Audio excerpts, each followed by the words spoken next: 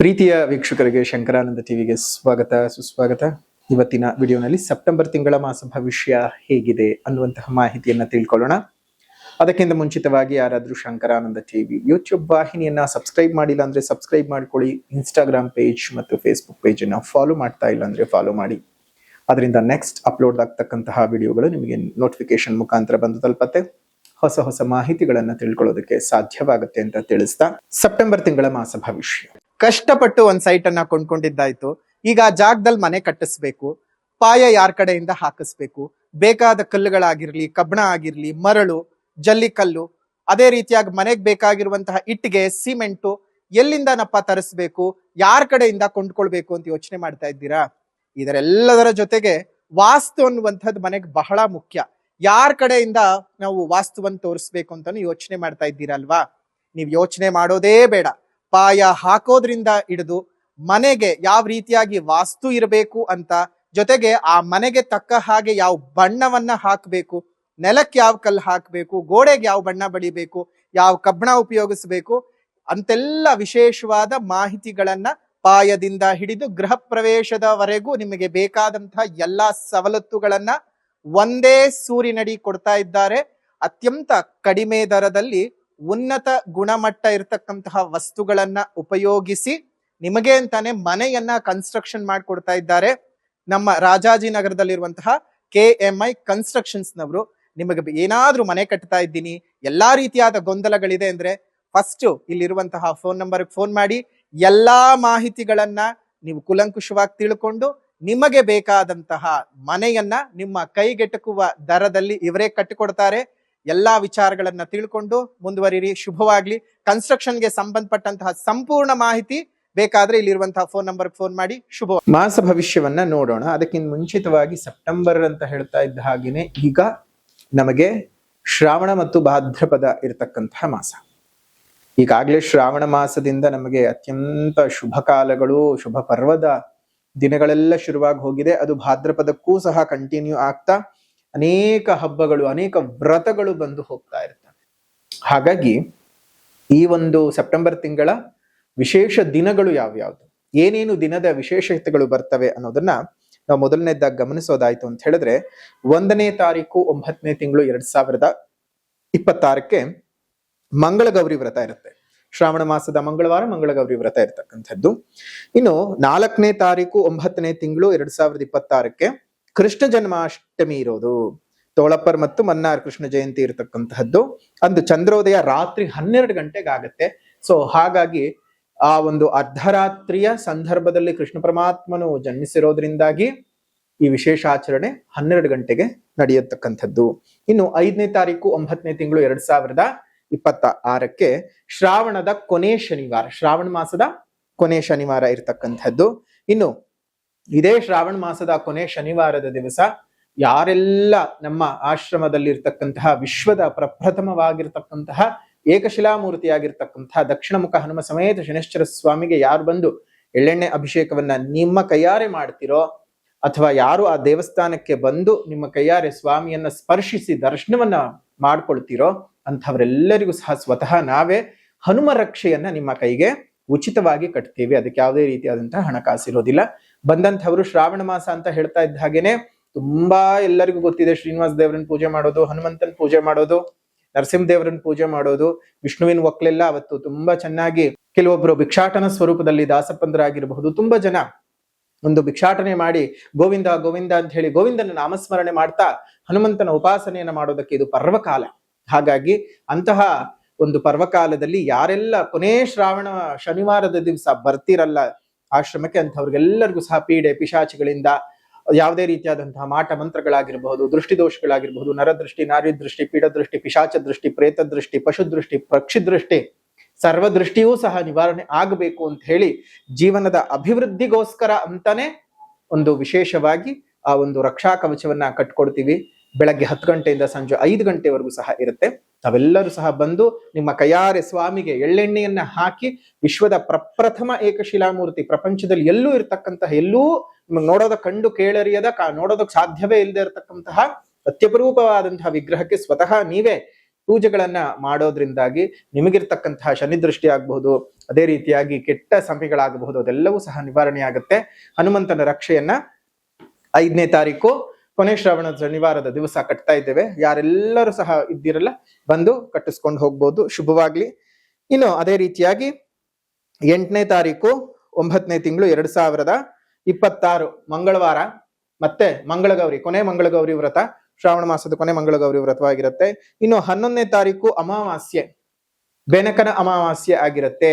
ಈ ಬೆನಕನ ಅಮಾವಾಸ್ಯೆ ದಿವಸ ವಿಶೇಷವಾಗಿ ತುಂಬಾ ಜನ ಸಾಲ ಬಾಧೆಯಿಂದ ಬಳಲ್ತಾ ಇರ್ತೀರಿ. ಎಷ್ಟು ಖರ್ಚು ಮಾಡ್ಕೊಳ್ತಾ ಇರ್ತೀರಿ, ಸಾಲ ಸಾಲ ಸಾಲ ಅನ್ನುವಂಥದ್ದು ಶೂಲವಾಗಿ ಪರಿಣಾಮವಾಗ್ಬಿಟ್ಟಿರುತ್ತೆ. ಸಾಲ ಎನ್ನುವಂತಹ ಶೂಲವು ನಿಮ್ಮಿಂದ ಹೋಗಬೇಕು, ನಿಮ್ಮ ಜೀವನ ಅಭಿವೃದ್ಧಿ ಆಗಬೇಕು ಅಂತ ಹೇಳಿ ಅವತ್ತು ಶ್ರಾವಣ ಮಾಸದ ಕೊನೆ ದಿವಸ ಶುಕ್ರವಾರ ಅಮಾವಾಸ್ಯೆ ಇರ್ತಕ್ಕಂಥದ್ದು. ಅಂಥ ದಿವಸ ತ್ರಿಪುರ ಚಂಡಿಕಾ ಹೋಮವನ್ನ ಏರ್ಪಾಟು ಮಾಡಿದ್ದೇವೆ. ಯಾರು ಬೇಕಾದ್ರೂ ಸಾಲ ಬಾಧೆಯಿಂದ ಬಳಲ್ತಾ ಇರ್ತಕ್ಕಂಥವ್ರು 5 ಕಮಲದ ಹೂವನ್ನ ತಗೊಂಡು ಬಂದು ದೇವಿಗೆ ಅರ್ಪಣೆ ಮಾಡಬೇಕು. ನೀವು ಕೊಡ್ತಕ್ಕಂಥ ಹೂವನ್ನ ನಿಮ್ಮ ಕೈನಲ್ಲೇ ಆ ಒಂದು ಯಾಗಕುಂಡಕ್ಕೆ ಹಾಕಿಸ್ತೀವಿ. ಅದರಿಂದ ದೇವಿಗೆ ಬಹಳ ಪ್ರೀತವಾಗಿ ನಿಮ್ಮ ಋಣಬಾಧೆಗಳು ಹೋಗತ್ತೆ. ಹಾಗಾಗಿ ಯಾರು ಬೇಕಾದ್ರೂ ಸಹ ಬಂದು ಈ ಒಂದು ಯಾಗದಲ್ಲಿ ಪಾಲ್ಗೊಳ್ಬಹುದು. ಇದಕ್ಕೂ ಸಹ ಯಾವುದೇ ರೀತಿಯಾಗಿರ್ತಕ್ಕಂತಹ ಶುಲ್ಕ ಅನ್ನುವಂತಹದ್ದು ಇರೋದಿಲ್ಲ.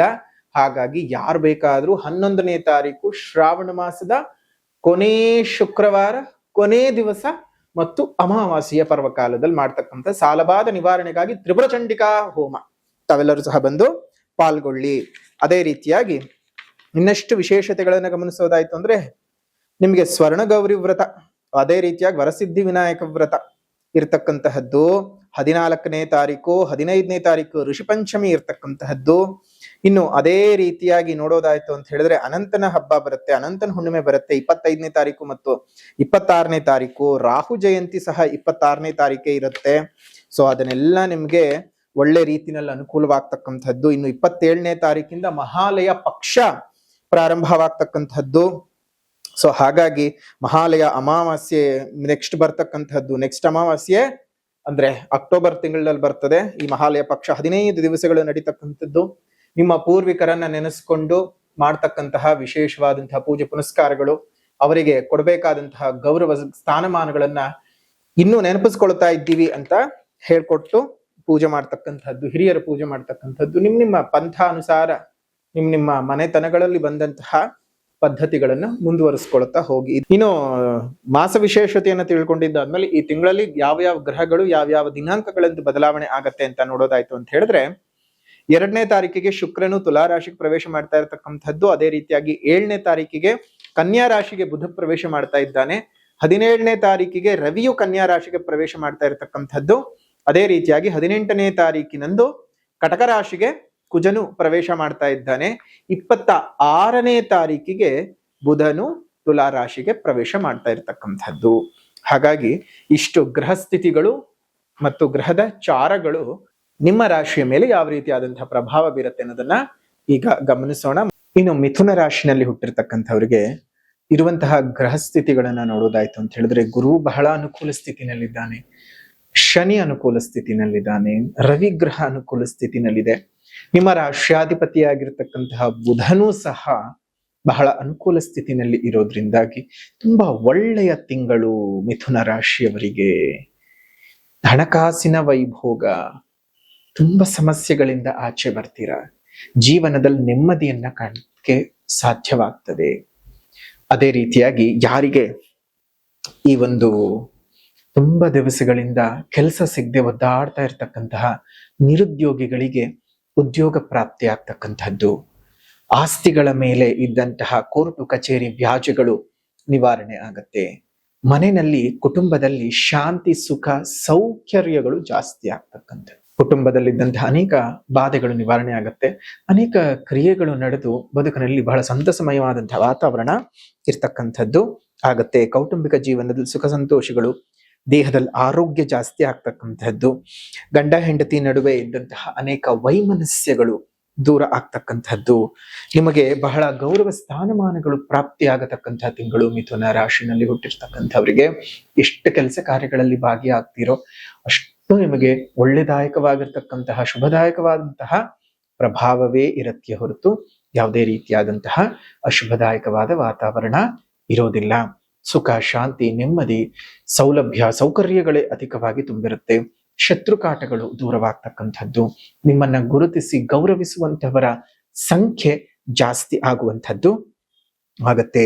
ಉದ್ಯೋಗಿಗಳಿಗೆ ಮೇಲಧಿಕಾರಿಗಳಿಂದ ಶ್ರೀರಕ್ಷೆಯು ಸಿಗತ್ತೆ, ಬಡ್ತಿ ಸಿಗ್ತಕ್ಕಂಥದ್ದು, ಶುಭ ರೀತಿಯಾದಂತಹ ಟ್ರಾನ್ಸ್ಫರ್ಗಳು ಸಿಗ್ತಕ್ಕಂಥದ್ದು.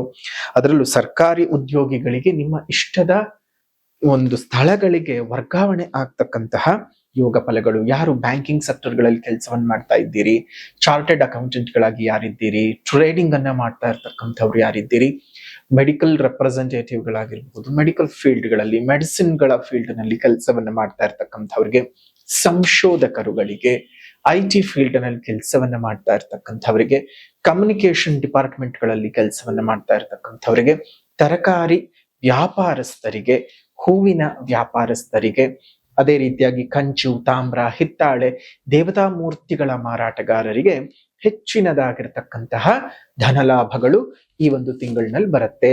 ಅದೇ ರೀತಿಯಾಗಿ ಏನಾದ್ರೂ ಹೊಸ ರೀತಿಯಾದಂತಹ ಇನ್ವೆಸ್ಟ್ಮೆಂಟ್ ಗಳನ್ನ ಮಾಡ್ಕೊಳ್ಬೇಕು, ವ್ಯಾಪಾರದ ಅಭಿವೃದ್ಧಿಯನ್ನ ಮಾಡ್ಕೊಳ್ಬೇಕು, ಈಗಿರುವಂತಹ ವ್ಯವಹಾರವನ್ನೇ ಸ್ವಲ್ಪ ಎಕ್ಸ್ಟೆಂಡ್ ಮಾಡ್ಕೊಳ್ಬೇಕು ಅಂದ್ರೂ ಈ ಒಂದು ತಿಂಗಳು ತುಂಬಾ ಶುಭವಾದಂತಹ ತಿಂಗಳಾಗಿರುತ್ತೆ. ಒಂದಷ್ಟು ಹಣಕಾಸುಗಳು ಕೈಗೂಡುತ್ತೆ. ಸಾಲದ ಸಮಸ್ಯೆಗಳು ಒಂದ್ ಸ್ವಲ್ಪ ಮಟ್ಟಕ್ಕೆ ಇದ್ರೂ ನಿವಾರಣೆ ಆಗ್ತಾ ಬರುತ್ತೆ. ಹಾಗಾಗಿಯೇ ಇದೇ ಒಂದು ಸೆಪ್ಟೆಂಬರ್ನ ಉಚಿತವಾಗಿ 11ನೇ ತಾರೀಕು ಶ್ರಾವಣ ಮಾಸದ ಕೊನೆಯ ಶುಕ್ರವಾರದ ದಿವಸ, ಅದರಲ್ಲೂ ಶುಕ್ರವಾರ ಅಮಾವಾಸ್ಯೆ ಇರ್ತಕ್ಕಂತಹ ದಿವಸ, ನಮ್ಮ ಆಶ್ರಮದ ಅಧಿದೇವತೆಯಾಗಿರ್ತಕ್ಕಂತಹ ತ್ರಿಪುರ ಚಂಡಿಕಾ ಪೂಜೆಯನ್ನ ಮತ್ತು ತ್ರಿಪುರ ಚಂಡಿಕಾ ಹೋಮವನ್ನ ಏರ್ಪಾಟು ಮಾಡಿದ್ದೇವೆ. ಬರ್ತಕ್ಕಂತಹ ಭಕ್ತಾದಿಗಳಿಗೆ ಉಚಿತವಾಗಿ ಅವತ್ತು ಸಾಲಬಾಧ ನಿವಾರಣ ತ್ರಿಪುರ ಚಂಡಿಕಾ ಹೋಮವನ್ನು ಮಾಡ್ತಾ ಇದ್ದೇವೆ. ಬರ್ತಕ್ಕಂತಹ ಭಕ್ತರು 5 ಕಮಲದ ಹೂವನ್ನ ತಗೊಂಡು ಬನ್ನಿ.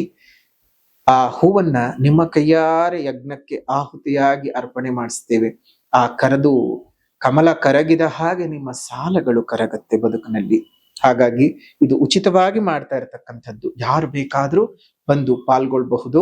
ಜೊತೆಗೆ ಅಲ್ಲಿ ನಿತ್ಯ ದಾಸೋಹದ ವ್ಯವಸ್ಥೆಗೆ ಯಾರಿಗಾದ್ರೂ ದಿನಸಿಯನ್ನ ಒಂದು ದಾನವಾಗಿ ಕೊಟ್ಟು ಸಹಾಯ ಮಾಡಬೇಕು ಅಂತ ಮನಸ್ಸಿರ್ತಕ್ಕಂಥವರು ಒಂದಷ್ಟು ದಿನಸಿಗಳನ್ನ ತಗೊಂಡು ಸಹ ಬರಬಹುದು. ಎಲ್ಲರಿಗೂ ಸಹ ಒಳ್ಳೇದಾಗ್ಲಿ ಅಂತ ಹೇಳ್ತಾ, ಈ ಹೋಮದ ಬಗ್ಗೆ ಹೆಚ್ಚಿನ ಮಾಹಿತಿ ಬೇಕು ಅಂತ ಹೇಳಿದ್ರೆ ಇಲ್ಲೇ ಇರ್ತಕ್ಕಂತಹ ಫೋನ್ ನಂಬರ್ಗೆ ಫೋನ್ ಮಾಡಿ ಮಾಹಿತಿಯನ್ನ ತಿಳ್ಕೊಂಡು ಬನ್ನಿ. ಮೈಸೂರು ಜಿಲ್ಲೆ ನಂಜನಗೂಡು ತಾಲೂಕು ಹರತಲೆ ಗ್ರಾಮದ ಹರತಲೆ ನಿರ್ಗುಣಾದ್ವೈತ ಮಠದಲ್ಲಿ ನಡೀತಕ್ಕಂತಹ ವಿಶೇಷವಾದಂತಹ ಕಾರ್ಯಕ್ರಮ.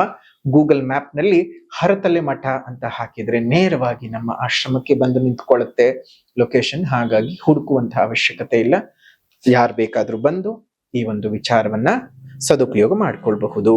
ಅದೇ ರೀತಿಯಾಗಿ ಇನ್ನೊಂದಷ್ಟು ಫಲಗಳನ್ನ ನೋಡುತ್ತಾ ಹೋಗ್ತಂದ್ರೆ, ಪ್ರಾಪಂಚಿಕ ಜೀವನದಲ್ಲಿ ಸುಖಭೋಗಗಳು ಜಾಸ್ತಿ ಆಗ್ತಾ ಹೋಗುತ್ತೆ, ಚಿಂತೆಗಳು ಕಡಿಮೆ ಆಗುವಂತಹದ್ದು, ಮನಸ್ಸಿಗೆ ನೆಮ್ಮದಿ ಪ್ರಾರಂಭವಾಗ್ತದೆ, ಅಶಾಂತಿಗಳೆಲ್ಲ ದೂರವಾಗುತ್ತೆ. ನೋಡಿ, ಚಿಂತೆಗೂ ವ್ಯತ್ಯಾಸ ಏನೂ ಇಲ್ಲ, ಎರಡೂ ಹಾಳು ಮಾಡ್ಬಿಡುತ್ತೆ. ಚಿಂತೆ ಒಂದ್ ರೀತಿಯಾಗಿ ಹಾಳು ಮಾಡುತ್ತೆ, ಚಿತೆ ಇನ್ನೊಂದು ರೀತಿಯಾಗಿ ಹಾಳು ಮಾಡುತ್ತೆ. ಚಿಂತೆ ನಾನಾ ವಿಧದಲ್ಲಿ ಬದುಕನ್ನು ಹಾಳು ಮಾಡ್ಬಿಡುತ್ತೆ, ಚಿತೆ ಒಂದೇ ವಿಧದಲ್ಲಿ ಹಾಳು ಮಾಡುತ್ತೆ. ಚಿತಾಯಾಶ್ಚ ಚಿಂತಾಯಾಶ್ಚ ಬಿಂದು ಮಾತ್ರೇಣ ವಿಶೇಷತಃ ಚಿತಾದಹತಿ ನಿರ್ಜೀವಂ ಚಿಂತಾದಹತಿ ಜೀವನ. ಅರ್ಥ ಮಾಡ್ಕೊಳ್ಳಿ, ಚಿಂತೆ ಮಾಡಕ್ ಹೋಗ್ಬಾರ್ದು. ಏನೇ ಆಗತ್ತೆ ಅನ್ನೋದನ್ನ ಮುಂಚೆ ಗೊತ್ತಿದ್ರೆ ತಡೆಯೋ ಪ್ರಯತ್ನ ಮಾಡಬೇಕು. ನಡೆದ ನಂತರ ಆ ಘಟನೆಯನ್ನ ಯೋಚನೆ ಮಾಡಿ ಪ್ರಯೋಜನ ಇಲ್ಲ. ಇನ್ನು ಉತ್ತಮವಾದಂತಹ ಧನ ಪ್ರಾಪ್ತಿಗಳು ಉಂಟಾಗುತ್ತೆ. ಕೋರ್ಟು ಕಚೇರಿ ವ್ಯಾಜ್ಯಗಳೇನಾದ್ರೂ ಇತ್ತು ಅಂದ್ರೆ ಯಶಸ್ಸು ನಿಮ್ಮ ಕಡೆಗೆ ಬರ್ತಕ್ಕಂತಹದ್ದು ಈ ಒಂದು ಮಿಥುನ ರಾಶಿನಲ್ಲಿ ಹುಟ್ಟಿರಂತವ್ರಿಗೆ ಆಗತ್ತೆ. ಅದೇ ರೀತಿಯಾಗಿ ಇದೇ ಸೆಪ್ಟೆಂಬರ್ 5ನೇ ತಾರೀಕು ಶ್ರಾವಣ ಮಾಸದ ಕೊನೆ ಶನಿವಾರದ ದಿವಸ. ಹಾಗಾಗಿ ವಿಶೇಷವಾಗಿ ಯಾರಿಗಾದ್ರೂ ತುಂಬಾ ದೃಷ್ಟಿ ದೋಷಗಳಾಗ್ತಾ ಇದೆ, ಮಾಟಮಂತ್ರ ದೋಷಗಳಿಂದ ಹಿಂಸೆ ಅನುಭವಿಸ್ತಾ ಇದ್ದೀರಾ, ಅದೇ ರೀತಿಯಾಗಿ ತುಂಬಾ ಈ ಪಶು ದೃಷ್ಟಿಗಳಾಗ್ಬಹುದು, ಪ್ರಾಣಿ ದೃಷ್ಟಿಗಳು, ಪ್ರೇತ ದೃಷ್ಟಿಗಳು, ಪಿಶಾಚ ದೃಷ್ಟಿಗಳು, ಪೀಡ ದೃಷ್ಟಿಗಳು ಏನಾದ್ರು ನಿಮಗೆ ಬಾಧೆ ಕೊಡ್ತಾ ಇದೆ, ಮಾಟಮಂತ್ರ ಕೃತಿಮ ದೋಷಗಳು ಹಿಂಸೆ ಕೊಡ್ತಾ ಇದೆ, ಬದುಕಿನಲ್ಲಿ ಅಭಿವೃದ್ಧಿಯೇ ಆಗ್ತಾ ಇಲ್ಲ ಅಂತ ಏನಾದ್ರೂ ಇತ್ತು ಅಂತ ಹೇಳಿದ್ರೆ 5ನೇ ತಾರೀಕು ಉಚಿತವಾಗಿ ನಮ್ಮ ಆಶ್ರಮದಲ್ಲಿ ಒಂದು ಹನುಮ ರಕ್ಷೆಯನ್ನ ನಿಮ್ಮ ಕೈಗೆ ನಾವೇ ಸ್ವತಃ ಕಟ್ಟಿಕೊಡ್ತೀವಿ. ಯಾರು ಬೇಕಾದ್ರೂ ಬಂದು ಹನುಮಂತನಿಗೆ ಮತ್ತು ಶನಿದೇವರಿಗೆ ನಿಮ್ಮ ಕೈಯಾರೆ ಎಳ್ಳೆಣ್ಣೆ ಅಭಿಷೇಕವನ್ನು ಮಾಡಿದಂಥವರಿಗೆ ನಾವೇ ಸ್ವತಃ ಆ ಒಂದು ಹನುಮ ರಕ್ಷೆಯನ್ನು ನಿಮ್ಮ ಕೈಗೆ ಕಟ್ತೀವಿ.